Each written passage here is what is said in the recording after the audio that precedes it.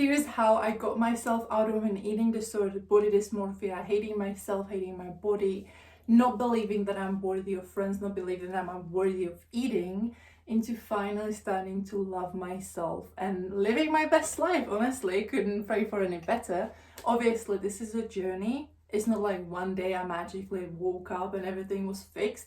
It's a journey, it's a process, it's always going to be a process. But don't forget, you are not your own self-improvement project. So any advice that I'm going to give you in this video, because I'm going to teach you how I did that and how you can too, obviously take the advice and apply it to your life as much as you wish. This is not medical advice, I'm just talking about my own experience. This is for entertainment purposes only, if there is like a disclaimer for that or something.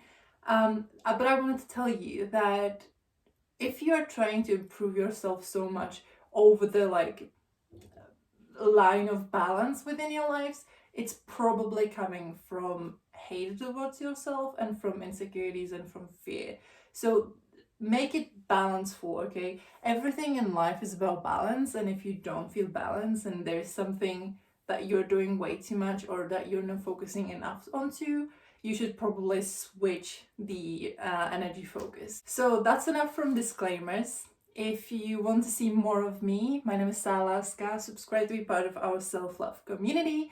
I teach about self-love every single day. Leave a comment of if you can relate or what video you would like to see from me in the future, and also like this video because it helps the algorithm push this message to more and more people. And let's get into video. So I grew up very insecure.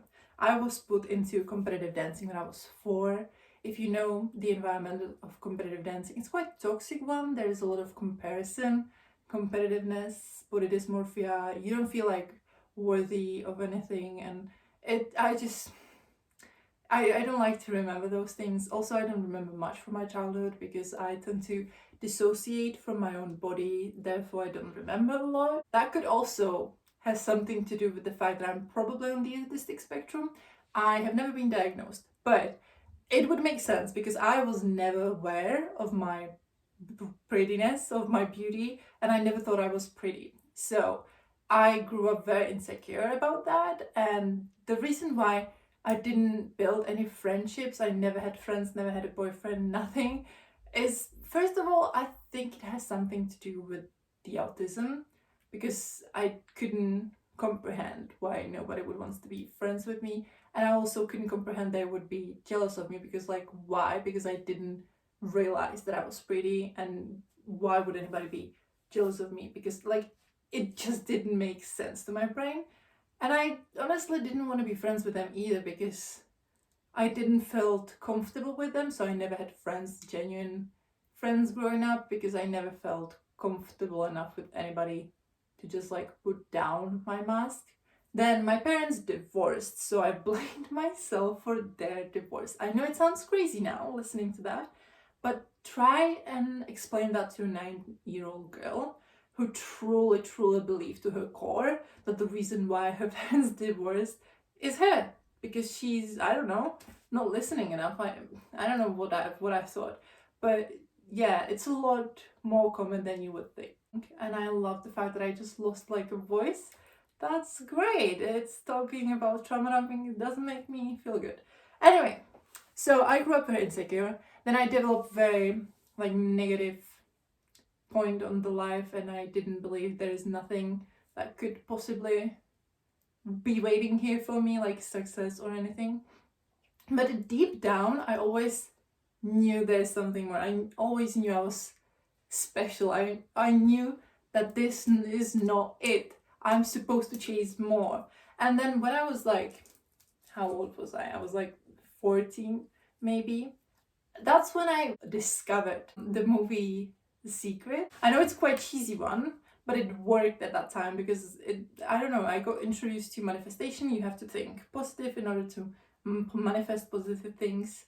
And it worked for me that time, because I remember I've seen it one afternoon, and then I went to walk my dog like right after, and I was like, do you know what? Let's try it. And so I didn't call my dog. I just pictured myself in my head calling my dog, and I was like, she's gonna come. Like, there is nothing to worry about. She's gonna come. And guess what happened? She came. So I was like, okay, let's give it a shot. I truly believe in manifestation now, and that's what happened. Because of this one movie, I truly believe that I became spiritual because of that movie. And then I've gotten a book from Louis Hay. Louis Hay. I don't know if I say it right, and I also don't know if the name in that book in English is like the literal translation of the Czech one, because I've obviously read it in Czech because I'm Czech. But it was like fall in love with your life, something in those lines, and it was basically about self-love and how your thoughts affect your whole life and how you can literally create an illness within your body if you don't think positively. And so, as you can see, I have like acne. So I like search in the book what is the meaning of acne, and that was when it hit me, because it was like the reason why you have acne is because you are insecure about yourself and you care way too much what other people think about you and how they view you. That's why it's on your face, because it's visible to other people. I was like, damn, that hit me like a truck. And obviously I still have acne to this day, but it's better. The acne is definitely better. So I believe that it just means that there's some unresolved insecurities left within my body. But there's always going to be something, because literally a spiritual journey or self-love journey is a journey for a reason. There is no end goal. And you are a multi-dimensional spiritual being having a human experience on this planet. So like, you don't have to be perfect. You are here to experience life. You are here to enjoy all of the bad and good and the physicalness and the emotions. So I don't like blame myself for not getting it fixed, because that would be coming out of insecurities and out of fear. And I am all about accepting myself, all about self-love. So that wouldn't sit well with me. Honestly, it doesn't bother me that much as it was before, because before it was hurtful, and it really hurt, and it was affecting my social life because I felt bad. Just felt bad within my own skin. Now it's not like that anymore. I believe the same thing should apply to everything else. So if you're insecure about your boobs and you want to get them done, I'm not gonna be here judging you not getting them done, because at the end of the day, how does it matter? You are a spiritual being having a human experience on this planet. One boob job is not gonna ruin your karma for 20 years. Like, do your thing, bestie. I just want people to realize that you're probably wanting to do it out of insecurity and not out of love.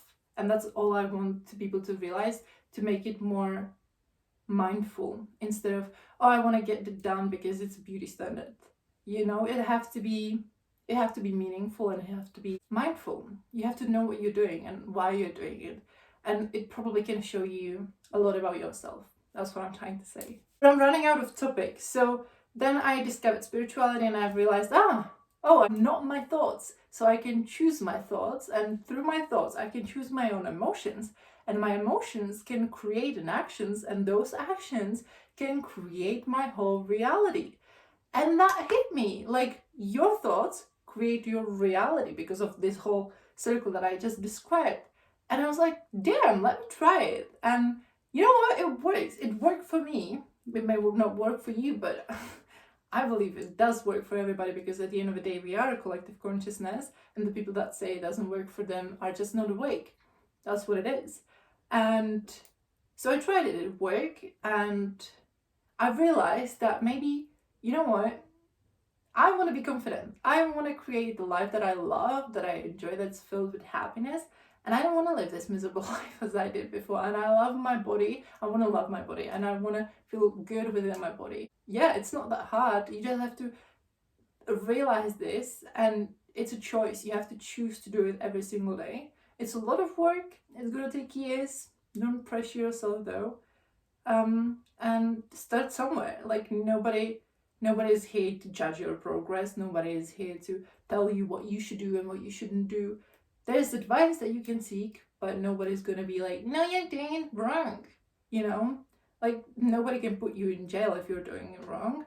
And obviously for everybody works something different. So you have to find and try out everything as much as you can to find what it works for you and what truly sits well with you, because every technique has somebody that works the best on. So I started with affirmations, then I've discovered like journaling, yoga, meditations. Then I started like what is it called? Astral traveling. It was weird. I don't know. I will probably make another separate video about that because there's a lot to unpack. I tried it a few times, and just because I tend to dissociate with my body a lot, that was quite easy for me to do. So I don't know what happened, and honestly, I'm kind of scared of that. I'm probably not at that like high of a spiritual level because I believe that you want to cover the basics first. You want to really do the basics right if you want to do like more spiritual stuff, because you know it could be dangerous, it could harm you more if you're not like ready. You know, the base should be self-love. The base should be you have your thoughts in line, you have your emotions ready and understand them, and once you have those basics covered, then you can move on to the next level. But I truly believe that the basics are important and you have to work on those basics every single day. So basics are self-love, your thoughts, your emotions. You have to really understand the basics of those and you have to know how to work with them. Not many people do. Even though a lot of people do the other high-end spiritual stuff, they have not covered those things. I know I didn't. So I'm like dissociating from that. It can wait. We have many lifetime to come, baby. Let's focus, let's set the foundation right. I think that's important. Because like, if you don't know how to take care of yourself physically and emotionally and spiritually on the basic level, how can you do the other crazy shit without hurting yourself even more? I believe that that's what the issue here. So the techniques that work for me, let's go back to the topic, is affirmations, meditation, journaling, yoga. Then I got myself into like self-hypnosis, and I would recommend that to anybody that I meet. I found this YouTube channel on YouTube. It's called Daxi Meditations. 100% the best affirmations out there. You just play one of the videos.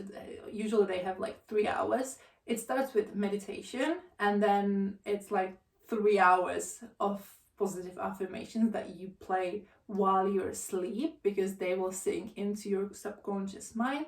Because usually a lot of the shadow work that you don't know even about, that all of those limiting beliefs, limiting self-identities are on a subconscious level and you don't even know about them. And if you were trying to get them solved out of your conscious mind, you wouldn't get as deep as when you're trying to reach from subconscious mind. So I truly believe that playing those affirmations while you're asleep, because that's when you're unconscious, is gonna help. And there's always 2 times in a day when you have natural state of hypnosis. It's right before you fall asleep and right after you wake up. So in those times, you really need to focus on shifting your identities, creating the life that you want, creating this version of yourself that you want. And usually positive affirmations work for me the best, but I also have my vision board on my bed. So first thing in the morning, I look on that.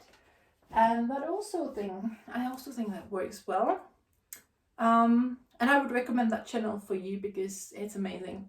Chef's kiss. And honestly, it's been a few years and I'm doing the same basic stuff over and over again, because again, I truly believe in setting the foundation right.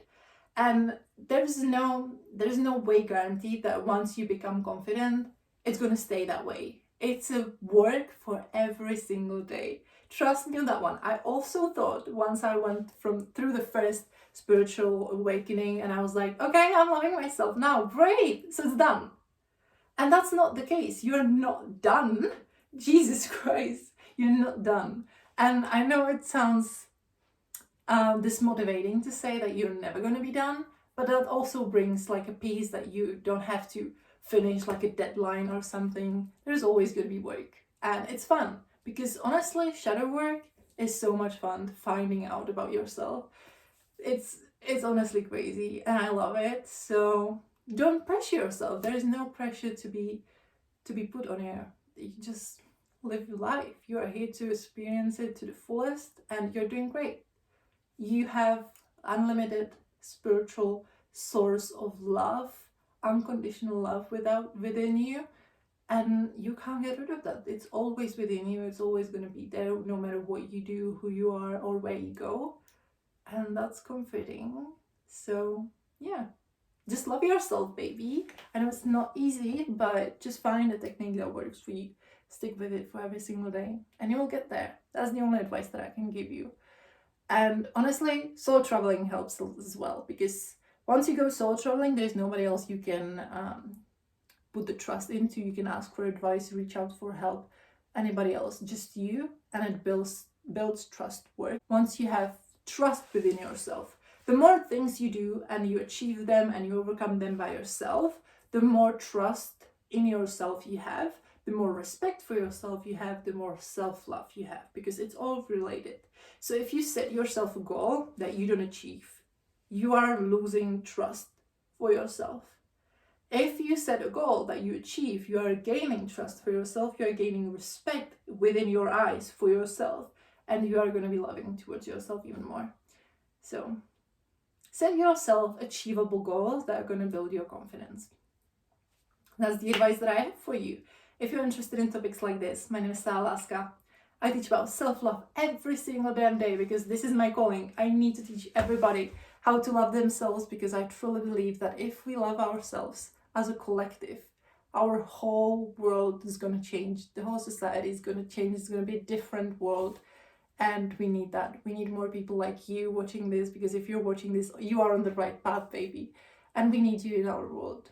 If you resonate with this message, give this a like, comment what you think about this, so it can get to more and more people. And I will see you in the next video.